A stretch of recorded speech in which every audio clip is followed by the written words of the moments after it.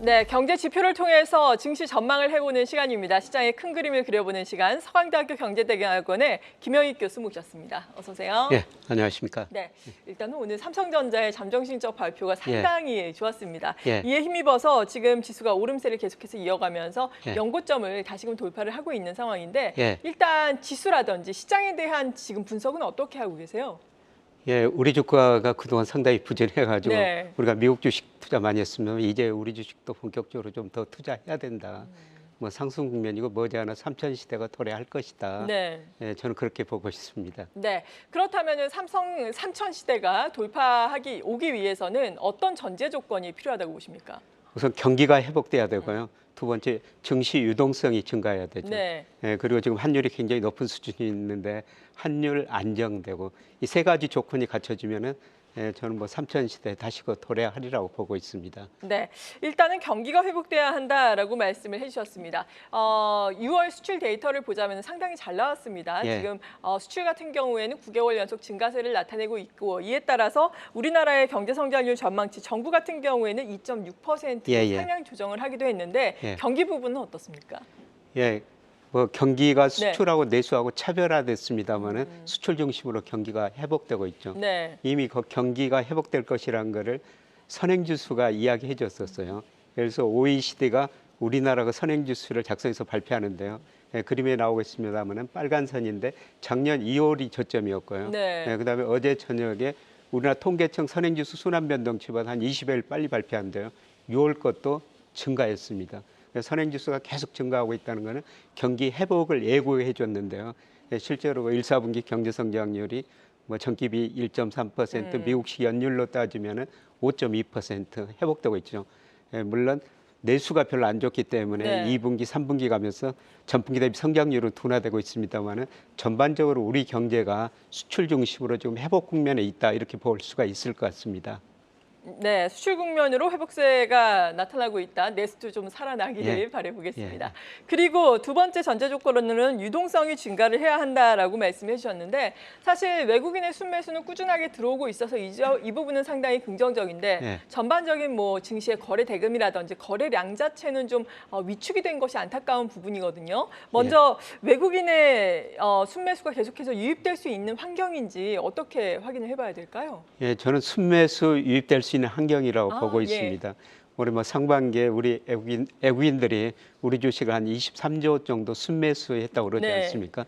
예, 그러면 외국인들이 우리 주식을 순매수하느냐? 저는 두 가지라고 보고 있어요.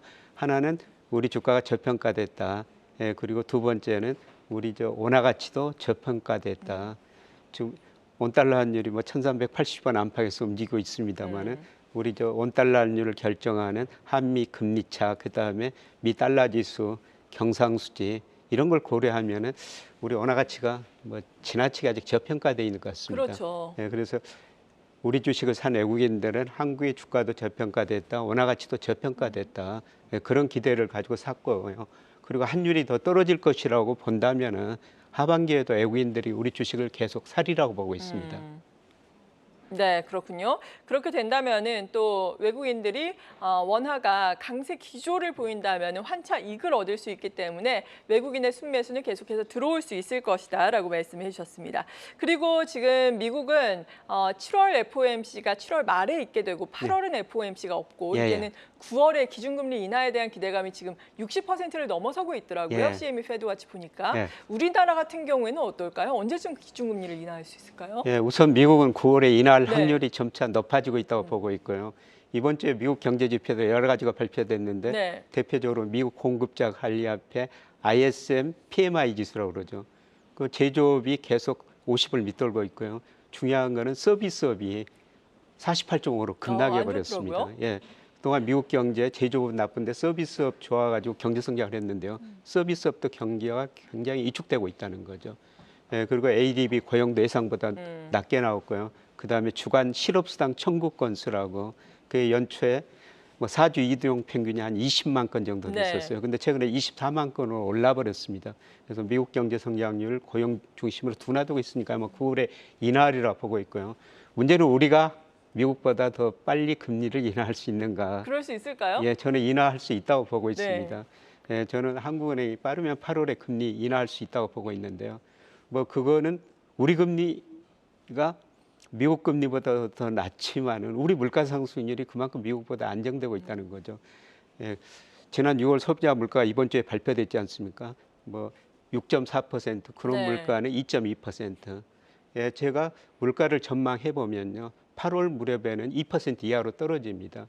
그리고 그림에 나오고 있습니다만은 우리 대표적인 시장 금리가 국고채 3년 수익률인데요, 작년 12월부터 계속 기준금리를 밑돌고 있어요. 네. 그래서 시장은 한국은행한테 기준금리 인하해라 계속 압박을 해왔던 것이죠. 근데 한국은행이 물가 2% 확신이 들 때까지 금리 못 내리겠다 그랬었는데요.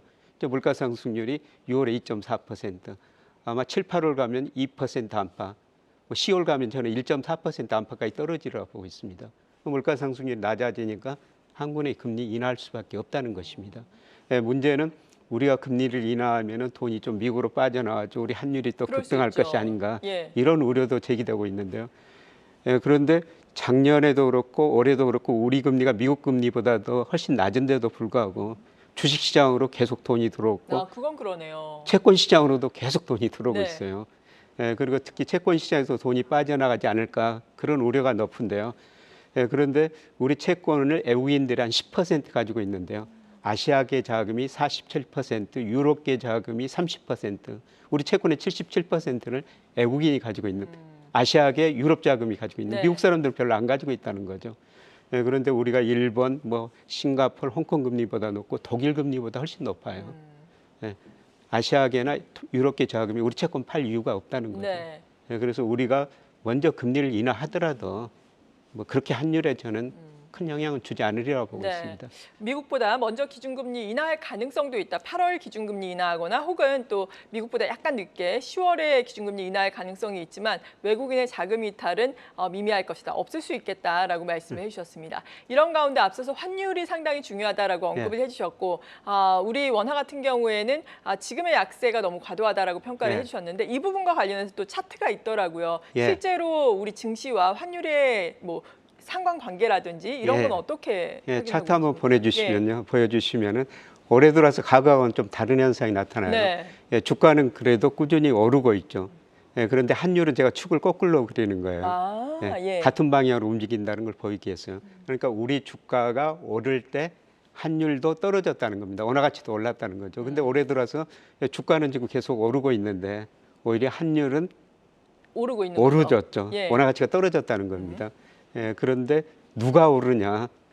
코스피가 오른가, 원달러 환율이 오른가? 네. 둘 중에 하나는 좀 잘못됐다는 거죠. 그래도 코스피가 올랐으면 좋겠네요. 제가 그 통계 분석을 한번 네. 해봤어요. 인과관계 분석을 해봤는데 어떤 게 원인이고 어떤 게 결과고 어떤 경제 변수가 어떤 변수를 더 설명해 주느냐, 이걸 분석해 보니까 코스피가 원달러 환율을 더 설명을 잘해 주더라는 거죠. 그래서 저는 지금 코스피가 우리 경제 상황을 더 정확하게 반영하고 있지 않느냐, 이런 걸 보면은 조만간 원화 가치도 오를 수 있다. 원화 가치 오른다면 외국인이 더 살 수가 있다는 거죠. 그리고 오늘 저 한권에서 경상수지 발표됐지 않습니까? 맞아요. 예상보다 좀 높거든요. 그런데 올해 한군의 경상수지 흑자를 한 600억 달러 정도 예상했는데요. 네. 제가 뭐 예측에 뭐 700억 달러 이상 나옵니다. 경상수지가 그렇게 흑자가 난다는 것은 달러가 계속 들어온다는 거죠. 그거는 우리 경제력이, 대경쟁력은 상당히 튼튼하다는 겁니다. 그래서 우리 지금 소비는 안 좋고 내수 안 좋고, 그거는 그러는데요. 대부분은 상당히 튼튼해요. 이런 걸 고려하면 앞으로 환율이 떨어지고 그걸 기대하고 외국인들이 주식을 사고 있는데 저는 더 살이라고 보고 있습니다. 외국인의 유입이 계속해서 자금 유입이 이어질 것이다. 그리고 앞서서 지수 같은 경우에는 코스피 3,000선도 가능하다라고 말씀해 주셨는데 이런 전망을 염두에 둔다면 어떤 전략이 하반기에는 필요하겠습니까? 저는 올해 그 명목 GDP가 4% 성장한다면은 적정 주가 코스피가 3,200 정도 나와요. 근데 4% 명목 GDP 제가 보수적으로 잡은 건데요. 근데 그제죠, 우리 정부가 하반기 경제정책 운영을 발표하면서 우리 명목 GDP를 올해 5.5%로 예상해 놨습니다. 제가 4.0%로 잡고 그 3,200이 적정 주가다. 그러면은 5.5%요. 5%면 정부가. 훨씬 더 높겠네요. 그렇죠. 그러면은 적정 주가 훨씬 더 높아지죠. 뭐 저는 시간이 가면 저기에 접근해 가리라고 보고 있습니다. 네. 예, 그래서 앞서 말씀드렸습니다만은 경기 회복되고 유동성 증가하고 환율이 떨어지면은 저기 가리라고 보고 있어요. 이런 의미에서 경기 관련주, 특히 수출 관련주, 올해 그 수출이 잘 되는 게 반도체가 수출이 잘 되고요. 그렇죠. 그다음에 조선도 어느 정도 되고 있고, 그다음에 라면 같은 거 식품 수출 네. 잘 되고 있고요. 화장품도 어떤 달 보니까 미국 시장에서 우리 화장품이 미국 시장에서 1위를 차지했더라고요. 요즘 너무 좋잖아요. 예. 그러니까 올해는 우리 경제가 내수보다는 수출 중심으로 경제가 회복되고 있으니까 수출 잘 된 업종 주가가 지금도 올랐지만 네. 하반기에도 이런 추세가 저는 지속되리라고 보고 있습니다. 네. 그리고 한미일 개인 금융자산 운용 비교가 차트가 준비되어 있는데 여기에서는 어떤 시사점을 얻을 수 있는 건가요? 예, 어제 한국은행에서 또 1분기 자금 순환 발표했습니다. 그런데 우리 그 현금 및 예금 비중, 은행에다 맡긴 돈이 46%고 채권은 3%, 주식은 22%인데요.